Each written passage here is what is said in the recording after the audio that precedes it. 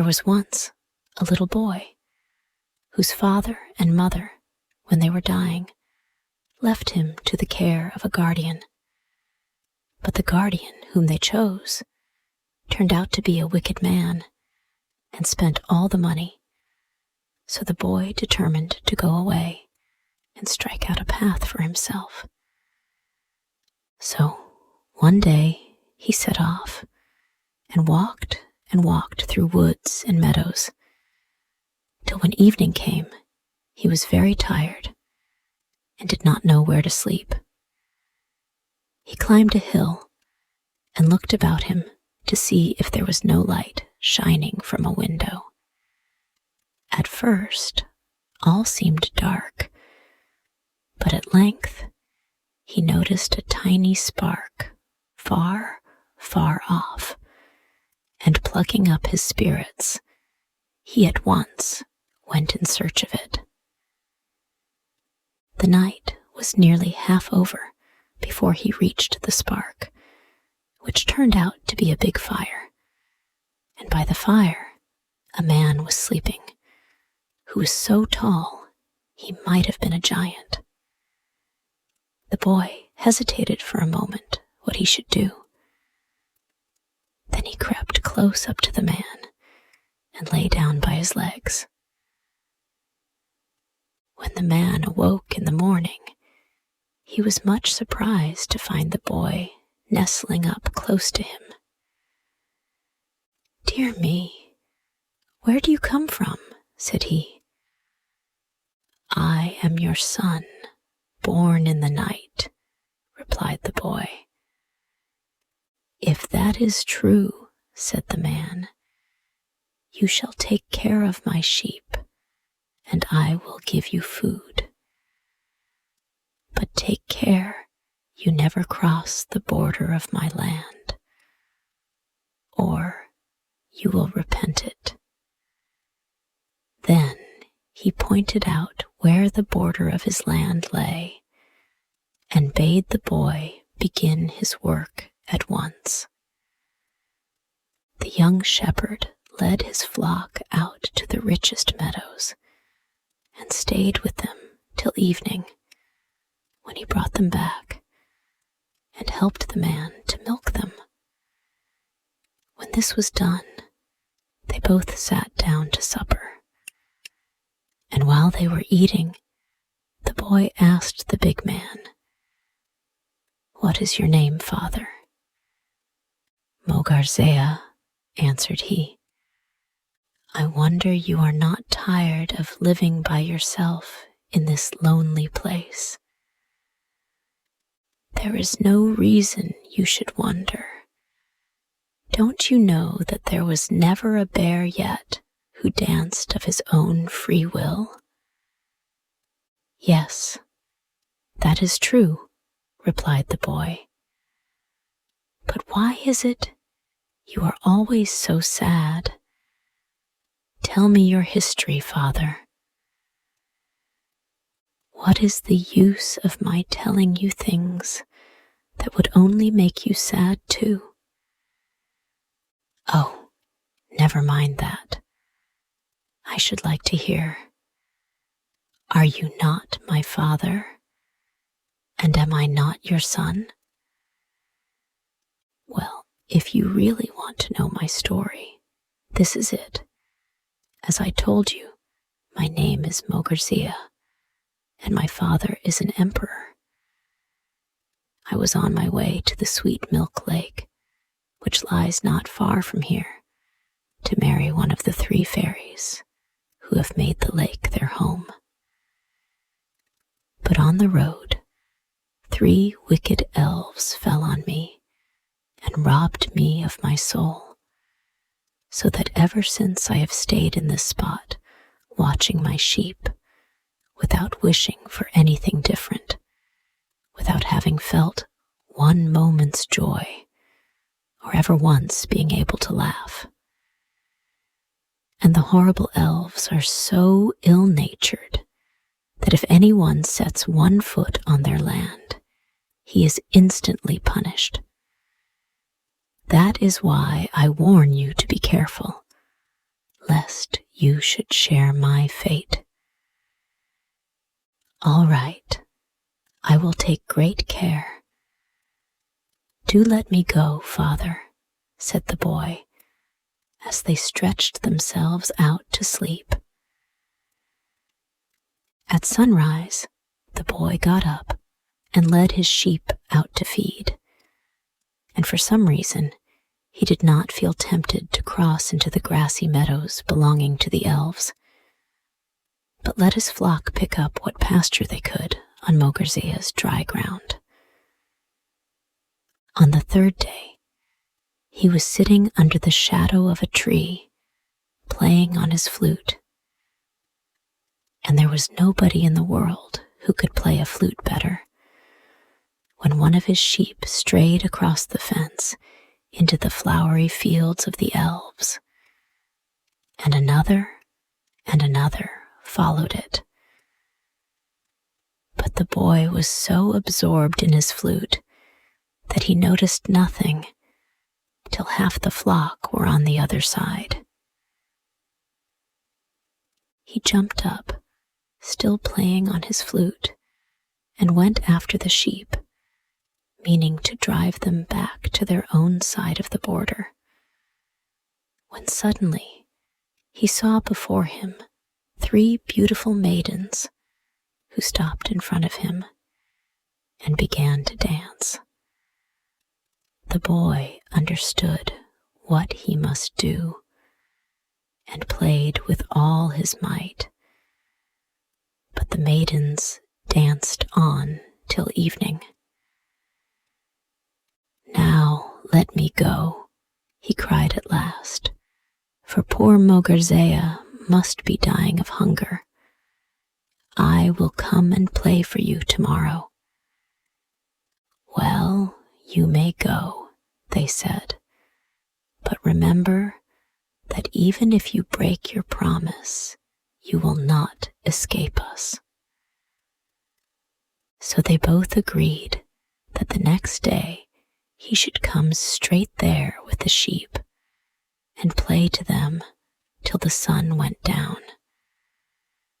This being settled, they each returned home. Mogorzea was surprised to find that his sheep gave so much more milk than usual, but as the boy declared, he had never crossed the border. The big man did not trouble his head further, and ate his supper heartily. With the earliest gleams of light, the boy was off with his sheep to the elfin meadow, and at the first notes of his flute, the maidens appeared before him, and danced, and danced, and danced, till evening came. Then the boy let the flute slip through his fingers, and trod on it, as if by accident. If you had heard the noise he made, and how he wrung his hands and wept and cried that he had lost his only companion, you would have been sorry for him. The hearts of the elves were quite melted, and they did all they could to comfort him. I shall never find another flute like that, moaned he. I have never heard one whose tone was as sweet as mine. It was cut from the center of a 7-year-old cherry tree. There is a cherry tree in our garden that is exactly 7 years old, said they. Come with us, and you shall make yourself another flute. So they all went to the cherry tree, and when they were standing round it, the youth explained that if he tried to cut it down with an axe, he might very likely split open the heart of the tree, which was needed for the flute. In order to prevent this, he would make a little cut in the bark, just large enough for them to put their fingers in. And with this help, he could manage to tear the tree in two, so that the heart should run no risk of damage. The elves did as he told them without a thought. Then he quickly drew out the axe, which had been sticking into the cleft, and behold, all their fingers were imprisoned tight in the tree. It was in vain that they shrieked with pain and tried to free themselves. They could do nothing, and the young man remained cold as marble to all their entreaties. Then he demanded of them Mogurzea's soul. "Oh, well, if you must have it, it is in a bottle on the window-sill," said they, hoping that they might obtain their freedom at once. But they were mistaken. "You have made so many men suffer," answered he sternly, "that it is but just you should suffer yourselves. But tomorrow I will let you go." And he turned towards home, taking his sheep and the soul of Mogurzea with him. Mogurzea was waiting at the door, and as the boy drew near, he began scolding him for being so late. But at the first word of explanation, the man became beside himself with joy, and he sprang so high into the air that the false soul which the elves had given him flew out of his mouth, and his own, which had been shut tightly into the flask of water, took its place. When his excitement had somewhat calmed down, he cried to the boy, "Whether you are really my son matters nothing to me. Tell me, how can I repay you for what you have done for me?" "By showing me where the milk lake is, and how I can get one of the 3 fairies who lives there to my wife, and by letting me remain your son forever." The night was passed by Mogurzea and his son in songs and feasting, for both were too happy to sleep, and when day dawned, they set out together to free the elves from the tree. When they reached the place of their imprisonment, Mogurzea took the cherry tree and all the elves with it on his back, and carried them off to his father's kingdom, where everyone rejoiced to see him home again. But all he did was to point to the boy who had saved him, and had followed him with his flock. For 3 days the boy stayed in the palace, receiving the thanks and praises of the whole court. Then he said to Mogurzea, "The time has come for me to go hence, but tell me, I pray you, how to find the sweet milk lake, and I will return, and will bring my wife back with me." Mogurzea tried in vain to make him stay, but finding it was useless, he told him all he knew, for he himself had never seen the lake. For 3 summer days the boy and his flute journeyed on, till one evening he reached the lake, which lay in the kingdom of a powerful fairy. The next morning had scarcely dawned when the youth went down to the shore and began to play on his flute, and the first notes had hardly sounded when he saw a beautiful fairy standing before him, with hair and robes that shone like gold. He gazed at her in wonder, when suddenly she began to dance.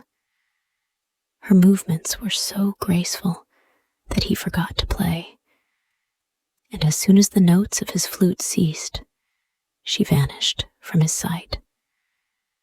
The next day the same thing happened, but on the third he took courage and drew a little nearer, playing on his flute all the while. Suddenly he sprang forward, seized her in his arms, and kissed her, and plucked a rose from her hair. The fairy gave a cry and begged him to give her back her rose, but he would not. He only stuck the rose in his hat and turned a deaf ear to all her prayers. At last she saw that her entreaties were vain, and agreed to marry him as he wished, and they went together to the palace, where Mogrzea was still waiting for him, and the marriage was celebrated by the emperor himself. But every May they returned to the milk lake, they and their children, and bathed in its waters.